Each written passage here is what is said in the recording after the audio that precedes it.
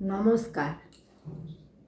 কবি বীরেন্দ্র চট্টোপাধ্যায়ের কবিতা রাস্তা কারো একার নয়।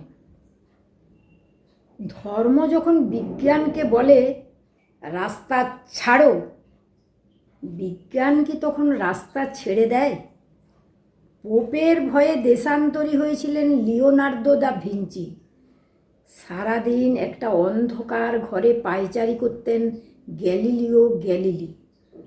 তাকে পাহারা দিবার জন্য বসে থাকতো একজন ধর্মের পেয়াদা, যার চোখের পাতা বাতাসেও নড়ত না।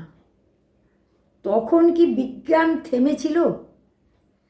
তীর্থের পাণ্ডাদের হৈ হৈ, তাদের রক্তচক্ষু কি পেরেছিল পৃথিবীকে বেঞ্চের উপর দাঁড় করিয়ে সূর্যকে তার চারপাশে উঠবোস করাতে?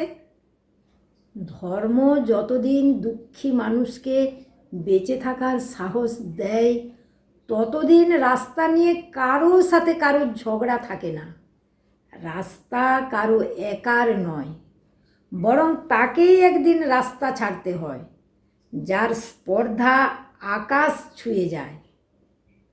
বিজ্ঞান যখন প্রেমের গান ভুলে ভাড়াটে জল্লাদের পোশাক গায়ে দেয়, আর রাজনীতির বাদশারা পয়সা দিয়ে তার ইজ্জত কিনে নেয়, তখন তার গলা দিয়ে ধর্মের ষাঁড়েদের মতোই কর্কশ আদেশ শোনা যায়, রাস্তা ছাড়ো, নইলে।